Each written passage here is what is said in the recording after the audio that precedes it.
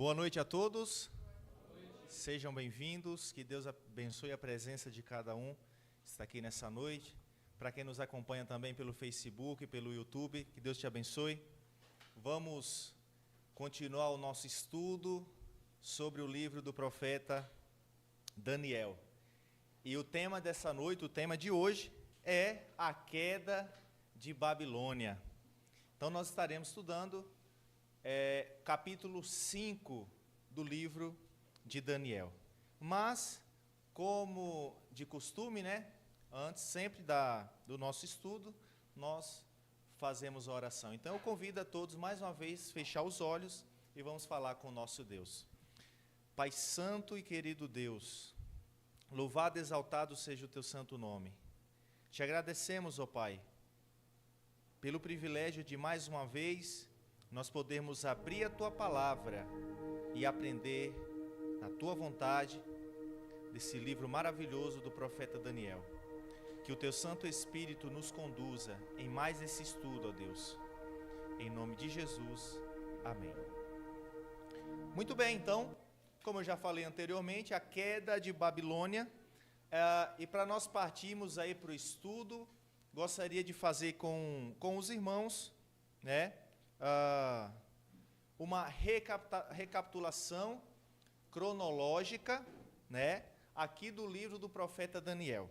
Então, capítulo 1, ali que nós estudamos, que está relatado a invasão de Nabucodonosor, a primeira invasão ali a Jerusalém, aconteceu no ano 605, aproximadamente.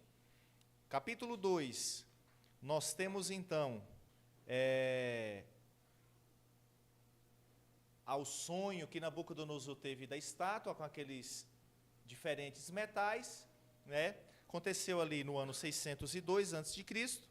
Capítulo 3, que é aquele capítulo em que Nabucodonosor faz uma imagem de ouro, e quem não adorasse a imagem seria lançado na fornalha de fogo ardente. Nós vemos ali Deus livrando os seus filhos, seus servos. E nós temos ali, na continuação, o capítulo 4, que acontece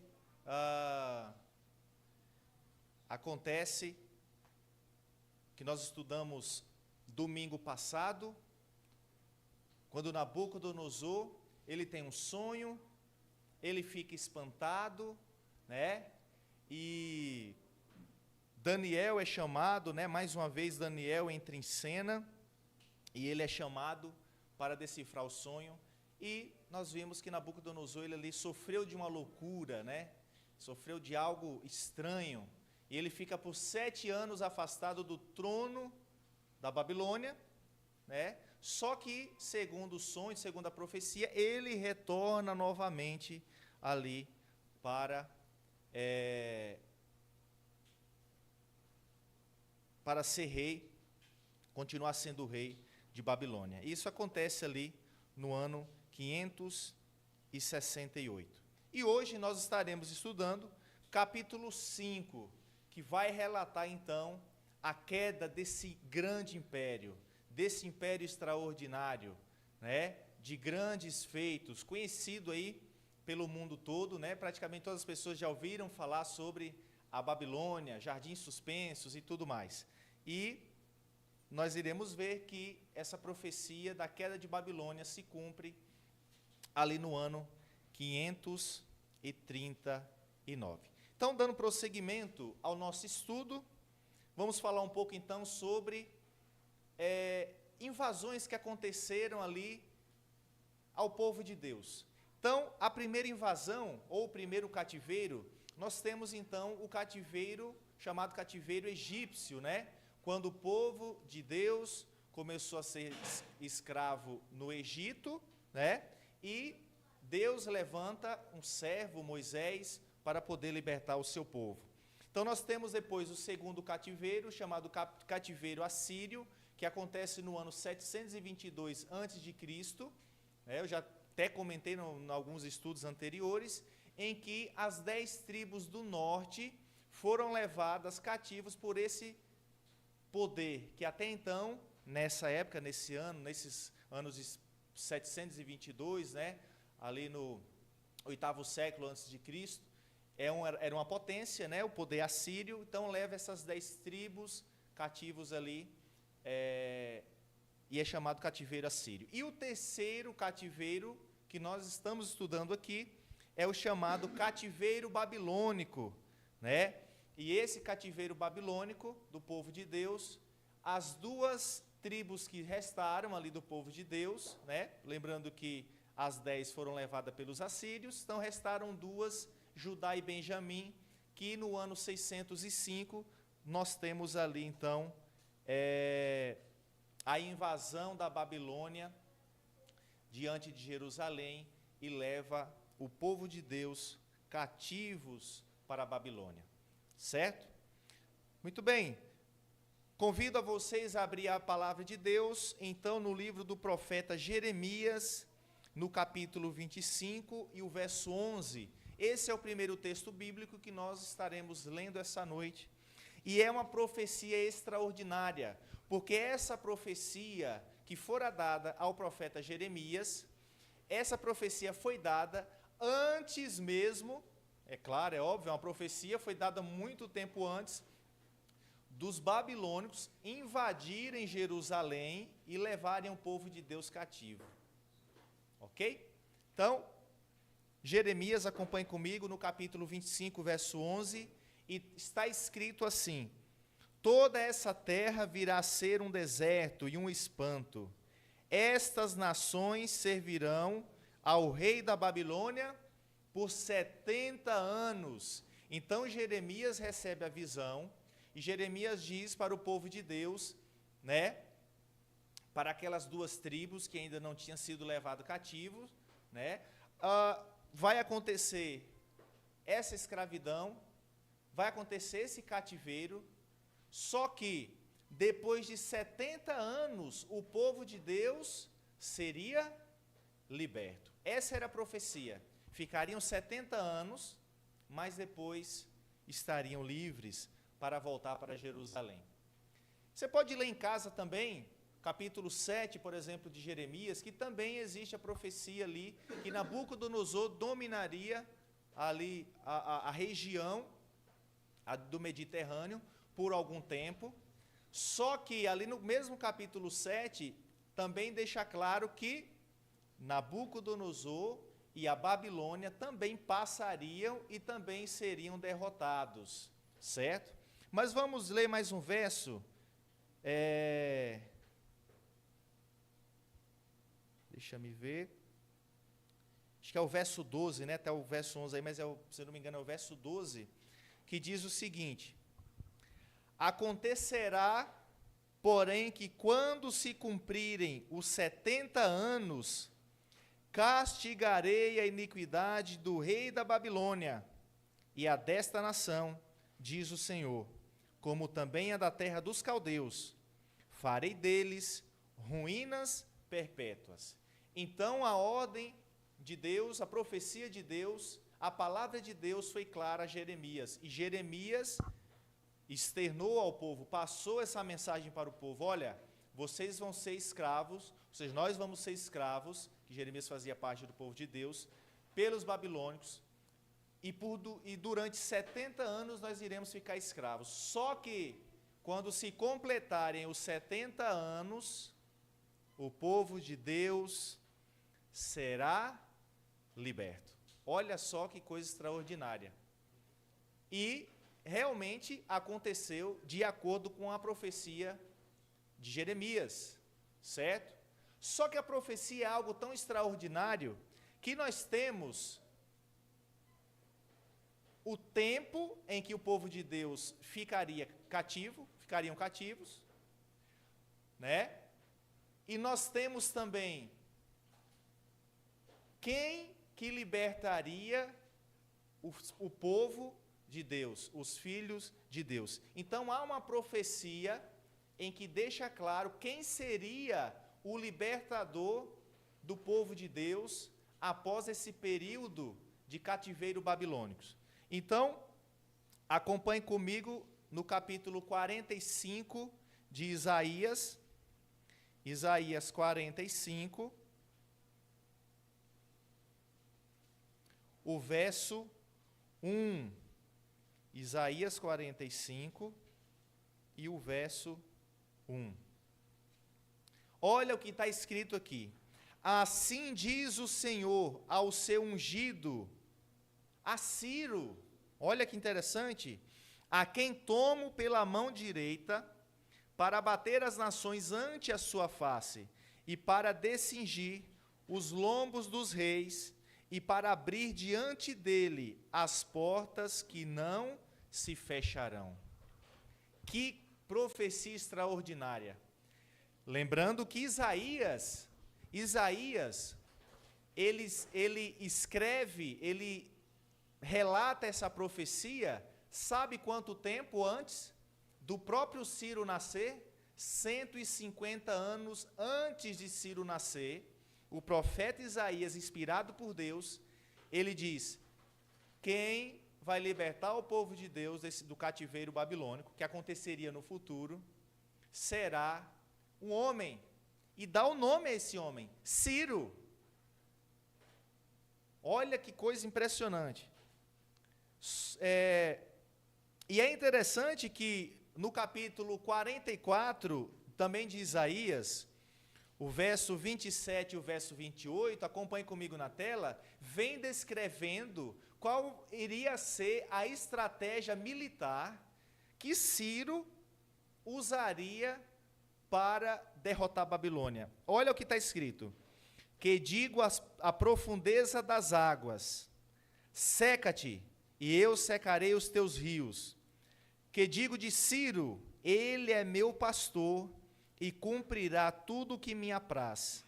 Que digo também de Jerusalém, será edificada, e do templo será fundado. Ou seja, Ciro seria o libertador. A estratégia militar está aqui bem clara.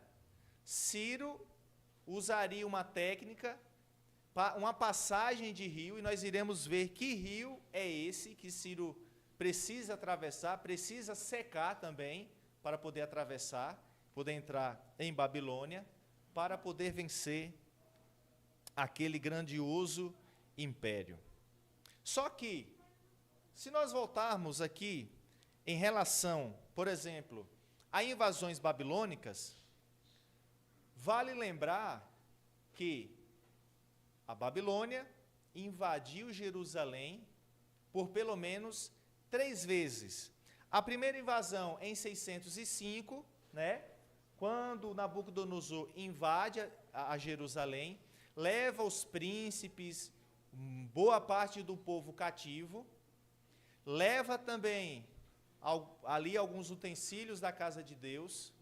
Aí nós temos a segunda invasão em 597 antes de Cristo, em que ele, tentando ali conter uma revolta do povo de Deus, alguns que ainda ficaram lá, ele impõe agora algo mais duro, mais rígido. E por último, em 586, nós temos aí então a terceira e última invasão. E foi a mais terrível, porque foi destruído toda a cidade, inclusive o templo de Jerusalém. Ok?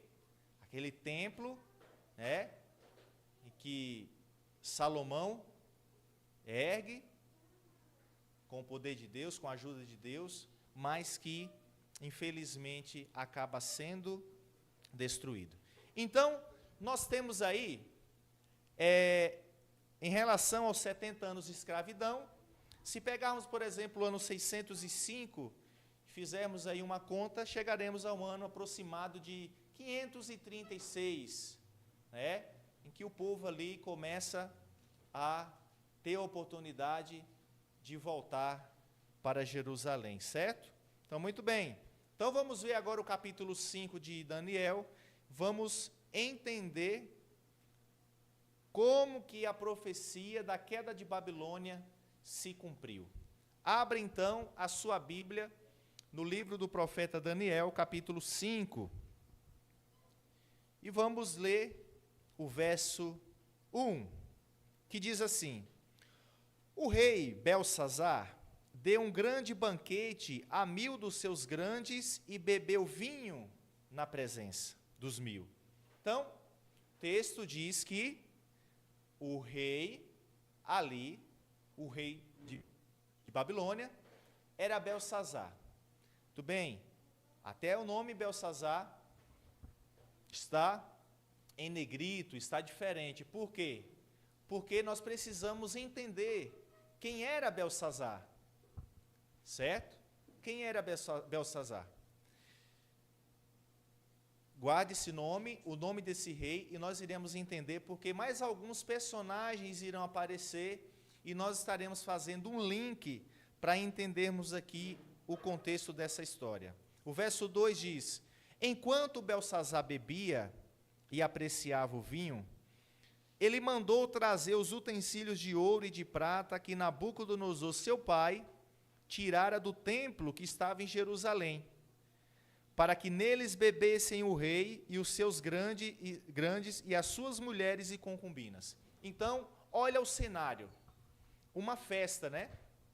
Que nós iremos ver que essa festa, na verdade, se torna uma festa desastrosa. Um desastre essa festa. Mas, de início, aparentemente, estava tudo normal nessa festa. Então, o rei Belsazar chama ali os seus grandes, seus generais, tinha o povo de Babilônia, muitos estavam ali participando, muita bebedeira, né, bebida alcoólica, muitas mulheres, prostituição, né, ou seja, tudo que eles amavam, né, que era as coisas erradas, lascívia e tudo mais. Então, ele faz esse banquete, promove essa festa. Até segundo alguns historiadores, provavelmente essa festa era uma festa até com um cunho religioso, certo? E aí, no momento em que eles estavam bebendo, estavam embriagados, Belsazar dá uma ordem para buscar aqueles utensílios que pertenciam ao templo de Jerusalém, a casa de Deus. Quando Belsazar faz isso, Belsazar, ele está falando, né, está demonstrando de forma clara que, ao fazer isso, ele não estava dando a mínima para o Deus dos hebreus, o Deus de Israel. É como se ele dissesse: tragam esses utensílios, nós iremos beber nele, e através desse ato, eu estou demonstrando que o meu Deus é um Deus superior ao Deus de Israel. Ou seja, era algo prepotente, né? Então, manda trazer os utensílios, começam a beber, e o texto continua no verso 4. Beberam vinho e deram louvores aos deuses de ouro, de prata, de bronze, de ferro, de madeira e de pedra. É interessante que essa descrição, ela segue os metais, praticamente todos os metais, com exceção, é claro, aqui, da madeira. No sonho de Nabucodonosor do capítulo 2, todos os outros metais, e também inclusive uma pedra, ele aparece no sonho de Nabucodonosor, né? Então eles deram louvores aos deuses de ouro, de prata, de bronze, de ferro, madeira e de pedra. E o que é que acontece em seguida? Versos 5 e 6. No mesmo instante apareceram os dedos de mão de homem, escreviam defronte do candeeiro, na caiadura da parede do palácio real. E o rei via os dedos que estavam escrevendo. Então se mudou o semblante do rei, e os seus pensamentos o turbaram, e as juntas dos seus lombos se relaxaram, e os seus joelhos batiam um no outro. Que imagem cômica, né? De início ali, uma festa que estava aparentemente tudo tranquilo, bebendo, festa, farra, mas de repente, algo inusitado acontece. Eles começam a ver na parede uma mão escrevendo algo. Do nada, uma mão misteriosa. E naquele momento, eles ficaram perplexos. O texto bíblico deixa claro que eles tremiam as pernas, batiam as pernas uma na outra, tremendo, de medo. Eles não estavam entendendo o que estava acontecendo, mas eles sabiam do que se tratava. Aquela mão misteriosa estava escrevendo algo. E no verso 8, para tentar decifrar o que foi escrito na parede, quem entra mais uma vez em cena? Então entraram todos os sábios do rei, mas não puderam ler a escritura, nem fazer saber ao rei a sua interpretação. No estudo até aqui, vocês já pararam para pensar que pelo menos umas 3 vezes esses sábios aparecem em cena, né? Eles aparecem ali no capítulo 2, para decifrar o sonho da estátua. Eles aparecem no capítulo 4, para falar o sonho também, o segundo sonho de Nabucodonosor. E eles aparecem também agora aqui para tentar decifrar a inscrição na parede. E por incrível que pareça, falharam em todas as vezes, né? Ou seja, na verdade esses sábios aqui, que eram chamados sábios, né? Na verdade não estavam sabendo de nada. Por quê? Porque as coisas de Deus, as coisas espirituais que vêm de Deus, só os servos de Deus conseguem entender. Repito, as coisas de Deus que são espirituais, só os filhos de Deus, os servos de Deus, que estão em íntimo contato com Deus, sabem interpretar. Então, aqueles sábios não sabem nada do que se passa, qual o significado daquela inscrição, e alguém agora entra em cena. Na verdade, 2 pessoas em especiais entram em cena. Quem são elas? A primeira, a rainha mãe. E aí eu gostaria de fazer um comentário sobre a rainha mãe, e aí, como eu já disse antes, fazer um link com Belsazar. Por quê? Aqui no capítulo 5, está descrito que o rei de Babilônia, naquela situação, era Belsazar. Só que, na história, nos achados arqueológicos, e no que foi escrito sobre Babilônia, até então encontrado, é descrito que o último rei de Babilônia tinha o nome de Nabonido, e não de Belsazar. E agora? Os críticos, mais uma vez, né, falam, olha, a Bíblia aí já está errando, está errada. Informação errada, porque não era Belsazar, era Nabonido. Só que o tempo se passou e outros achados arqueológicos foram surgindo. E nesses achados foi descoberto que Belsazar era filho de Nabonido. E aí a história começa a se desenrolar e a Bíblia mais uma vez começa a deixar claro que estava correto. Então, olha só que interessante. Nabonido é descrito como o último rei. Mas o que é que Belsazar estava fazendo lá como rei? Então, os achados arqueológicos deixam claro que Nabonido coloca Belsazar, que era o seu filho, como um rei corregente de Babilônia. Ou seja, é como se fosse um braço direito do rei, ou um primeiro-ministro em alguns países, né, que não tem presidente. Ou seja, era alguém de importância. Porque até se você for ver no relato aqui do capítulo 5 de Daniel, o rei Belsazar, ele faz uma promessa a quem decifrar aquela inscrita na parede. E ele diz o seguinte: olha, quem decifrar essa escrita, eu vou colocar como o terceiro no reino. Terceiro, mas por que não o segundo?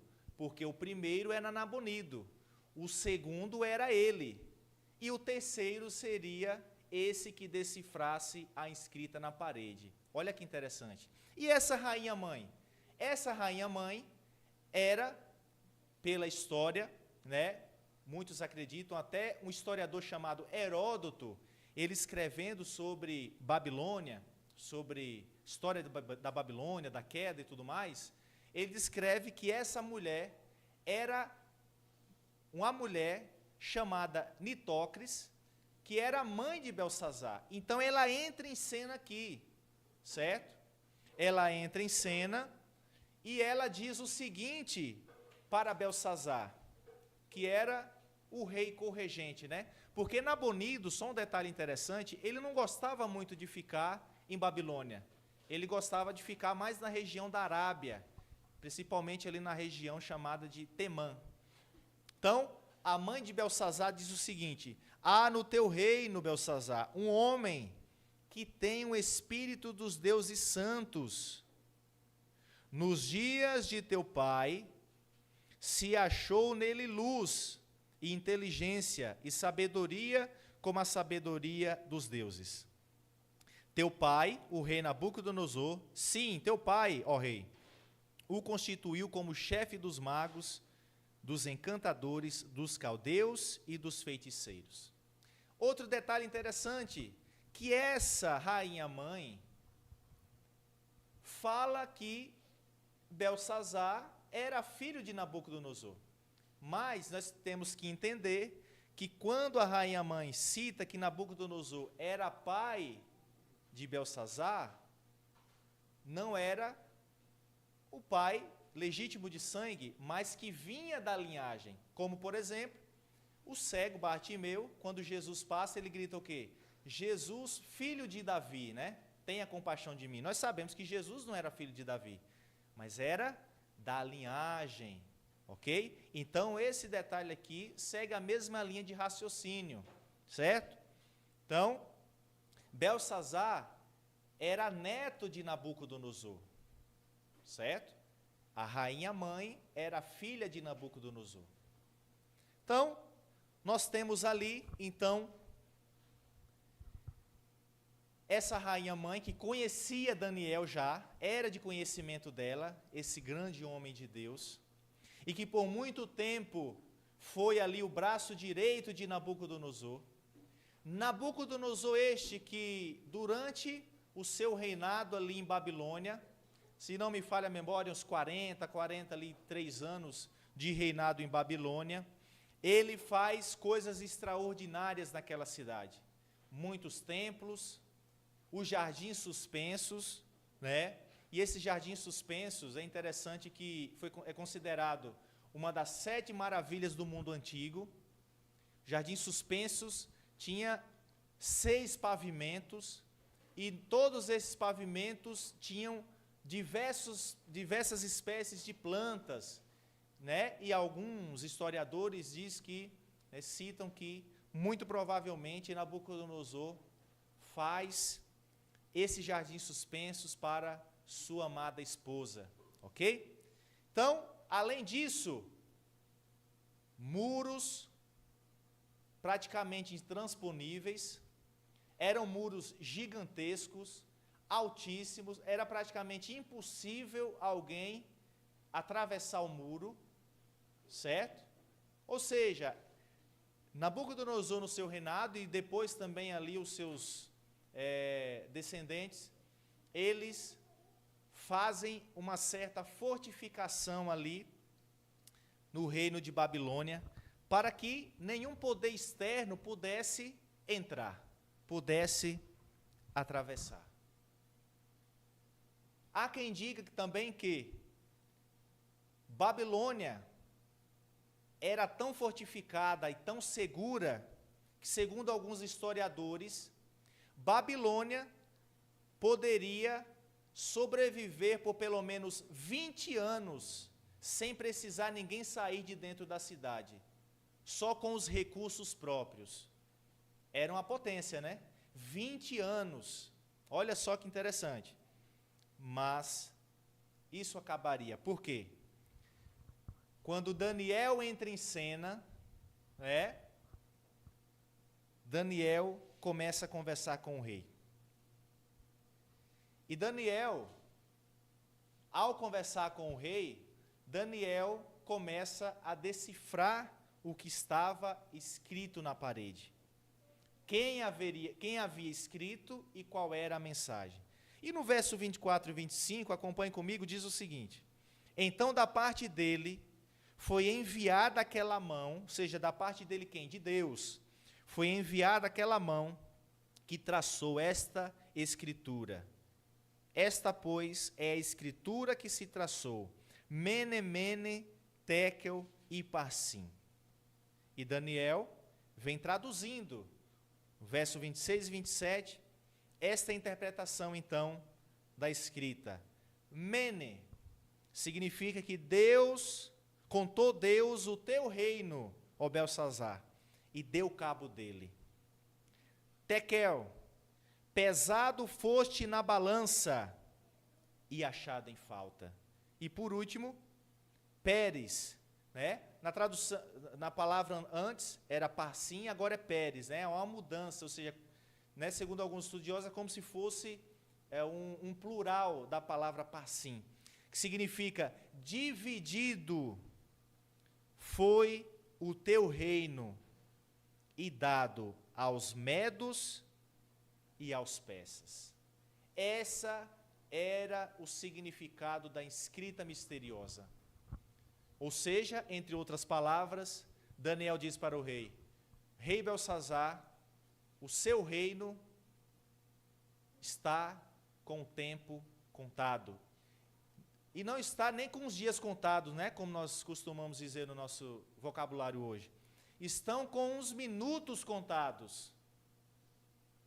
Esta era a mensagem: o reino de Babilônia irá cair. Mas como um reino tão potente, tão poderoso, tão protegido?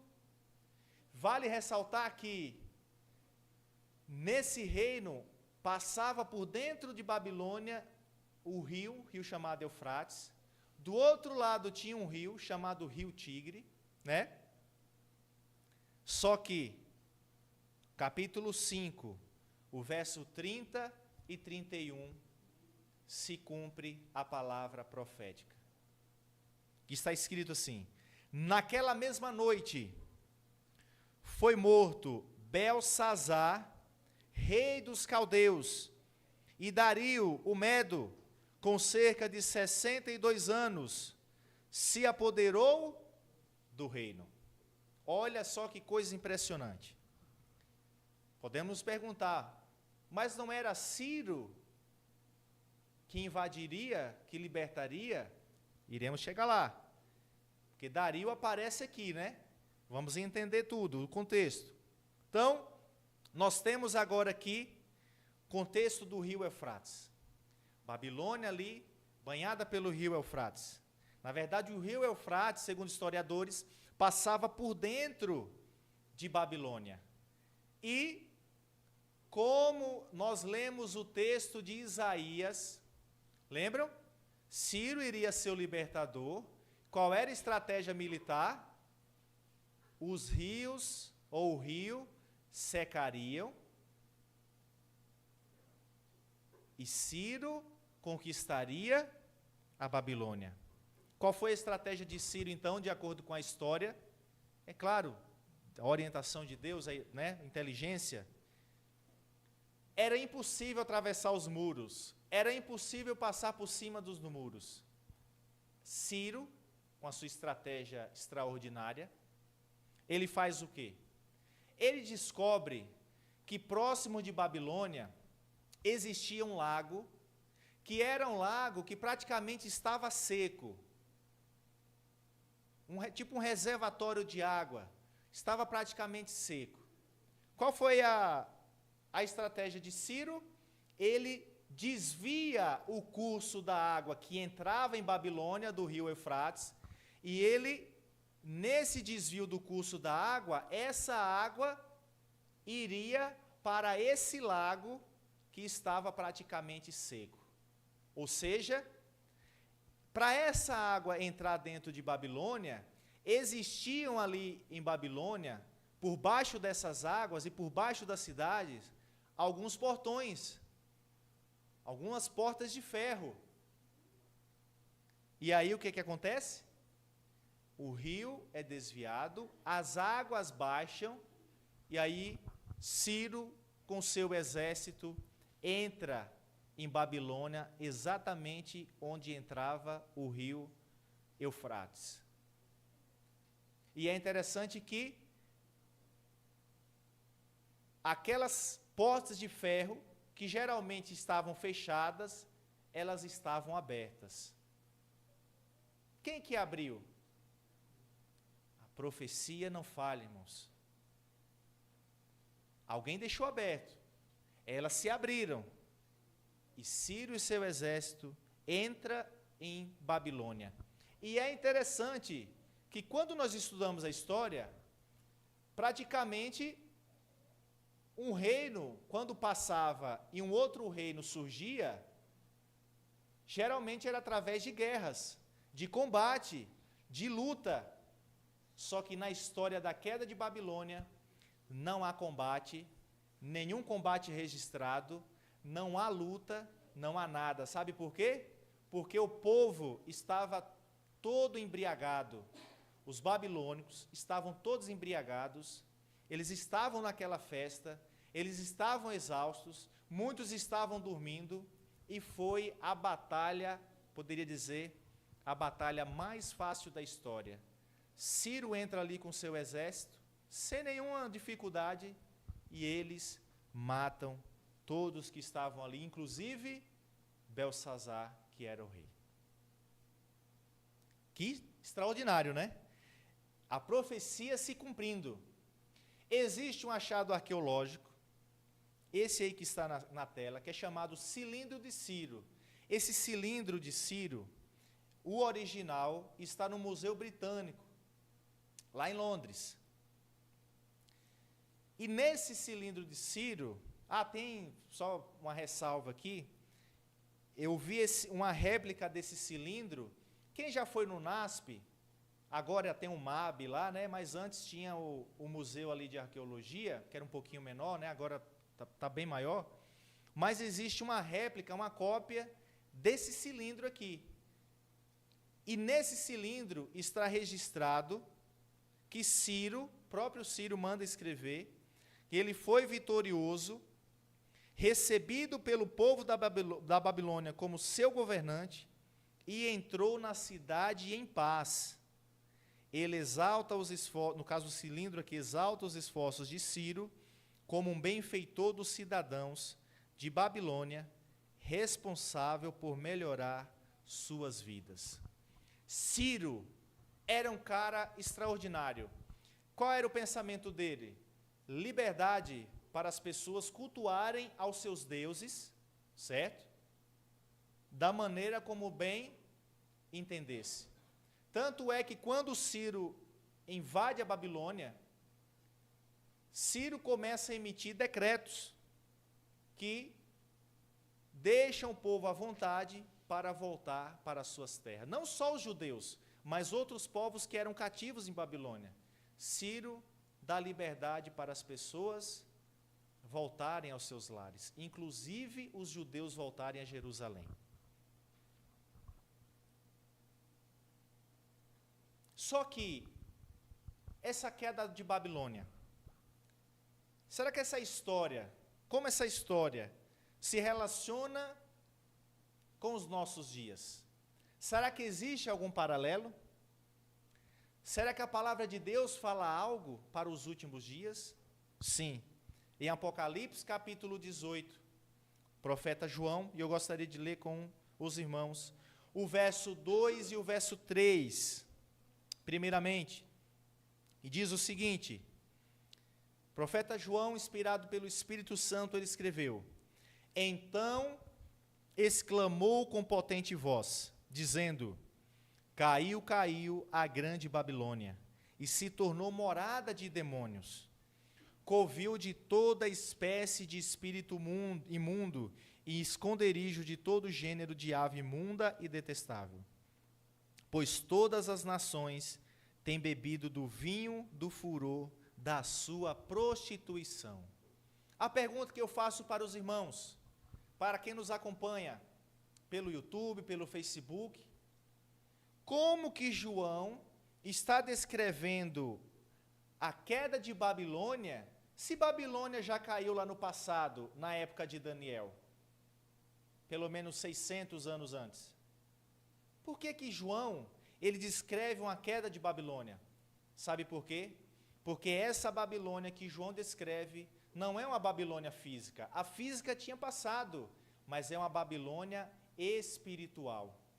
Quando nós paramos para pensar na quantidade de igrejas que existem hoje,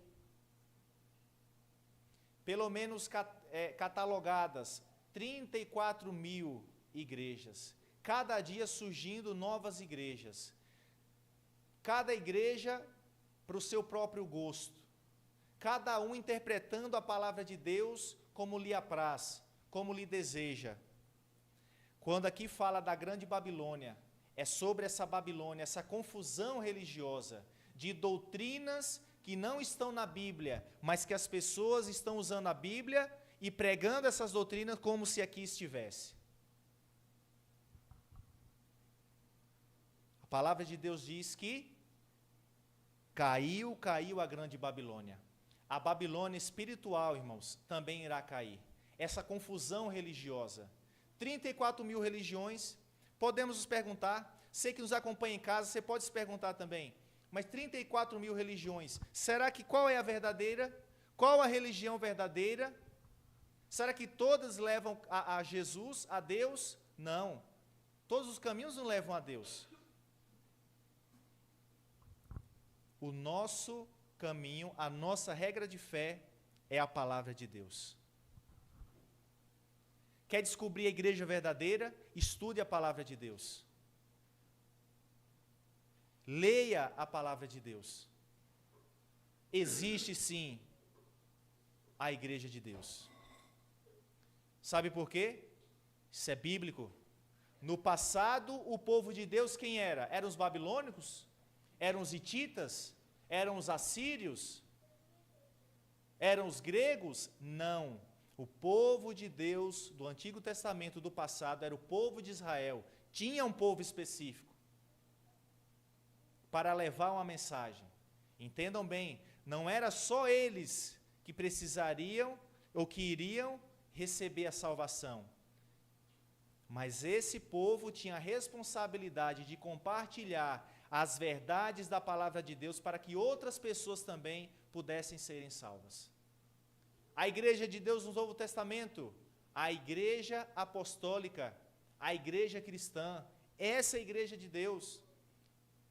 E nos últimos dias, de acordo com a profecia que nós iremos estudar aqui, do livro do profeta Daniel, Deus também levantaria um movimento profético para pregar as verdades pisadas nesses últimos dias. Capítulo 16 de Apocalipse, capítulo 16, o verso 12, falando sobre a sexta praga. Ela não caiu ainda, ela vai acontecer, ou seja, é algo futuro. Olha o que está escrito: derramou o cesto a sua taça. Sobre onde? Sobre o grande rio Eufrates, cujas águas secaram, para que se preparassem o caminho dos reis que vem do lado do nascente do sol. Opa! Mais uma vez o profeta João usa a imagem, algumas imagens do livro do profeta Daniel, fatos que aconteceram lá, que estão registrados no livro do profeta Daniel, e aqui falando sobre a sexta praga, o profeta João, ele diz que essa praga cairia sobre o grande rio Eufrates, cujas águas secaram. Qual o significado do rio Eufrates para os últimos dias? Sabemos que o Apocalipse está relacionado aos últimos dias, antes da volta de Cristo. Qual o significado do rio Eufrates? Essas águas que secaram? Quem são esses reis que vêm do lado do nascente do sol? Então nós podemos aqui, para irmos para o final do nosso estudo, fazermos um paralelo, só voltando aqui, mais um.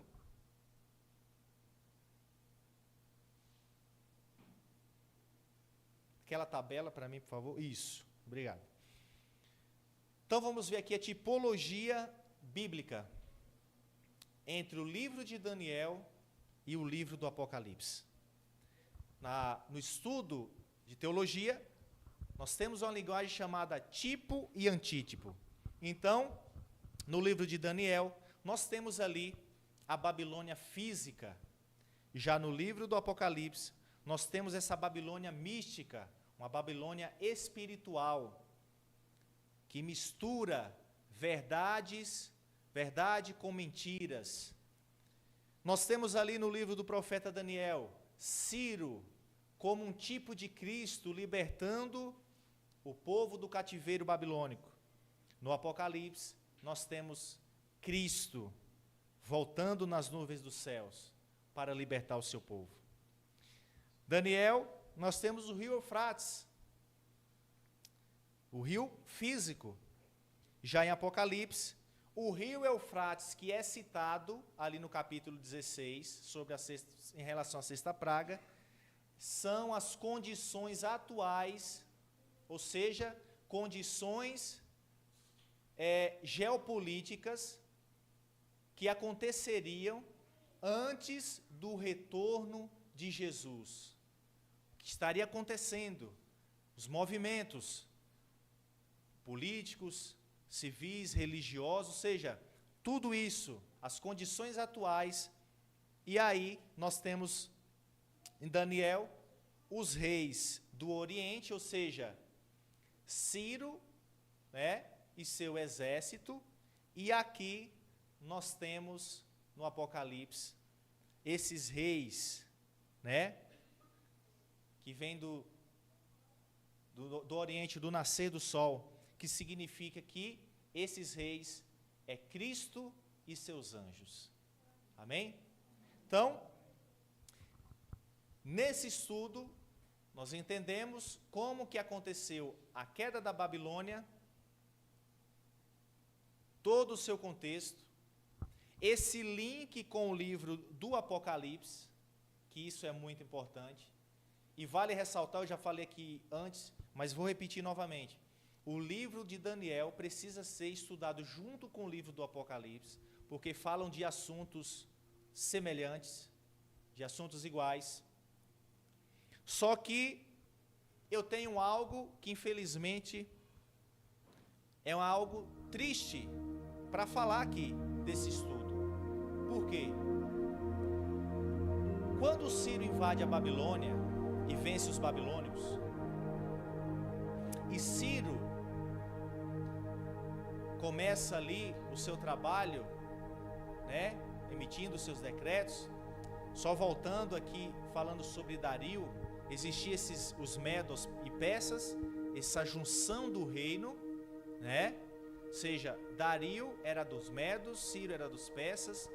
Então alguns historiadores dizem que Dario, por ser mais velho, e alguns até Ciro, que provavelmente era tio de Ciro, ele começa ali a reinar, a dominar a região, mas Ciro depois toma a frente.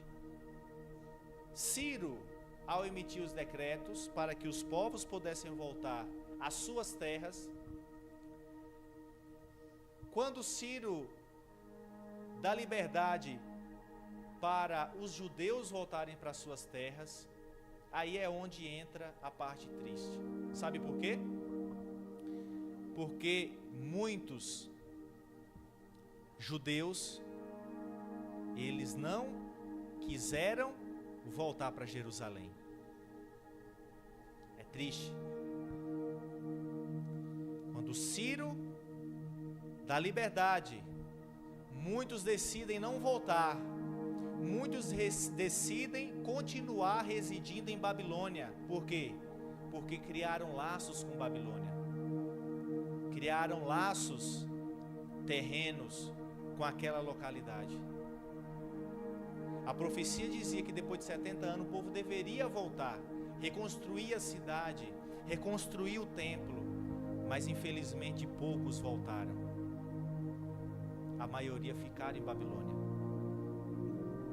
Essa, infelizmente, também vai ser a realidade de muitos hoje, antes da volta de Cristo. Nós vivemos nessa Babilônia espiritual, nessa confusão de doutrinas. E o chamado de Deus, o convite de Deus para cada um de nós, e para você que nos acompanha nessa noite, é esse aqui, Apocalipse 18, o verso 4. Ouvi outra voz do céu dizendo: retirai-vos dela, povo meu, para não serdes cúmplices em seus pecados, e para não participardes dos seus flagelos. Qual é o convite de Deus para cada um de nós? Sai dela, povo meu. Sabe qual é o convite de Deus para você que nos acompanha? Quem sabe você vai em alguma religião, alguma denominação, alguma igreja que está próxima da sua casa. Quem sabe você frequenta alguma igreja por causa do marido, por causa da esposa, de algum amigo. E como eu já disse antes, mas isso aqui é mais perto de casa. Eu quero dizer para você o seguinte: Deus te convida a buscar uma igreja que está mais perto da Bíblia. Não é mais perto de casa. Não é por causa do meu marido, não é por causa da minha esposa. Mas nós precisamos voltar para o assim diz o Senhor. Infelizmente, essa confusão religiosa, essa confusão de doutrinas, tem levado muitas pessoas ao caminho da perdição. O convite de Deus é para você. Sai dela, povo meu, enquanto há tempo.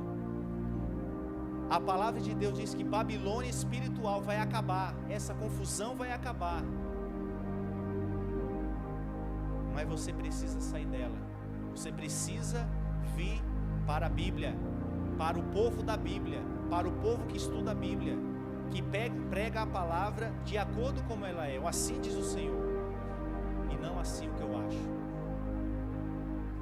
Que Deus nos abençoe em mais esse estudo, que Deus nos conduza, pois Cristo está voltando, e que nós possamos nos prepararmos a cada dia para esse grandioso evento.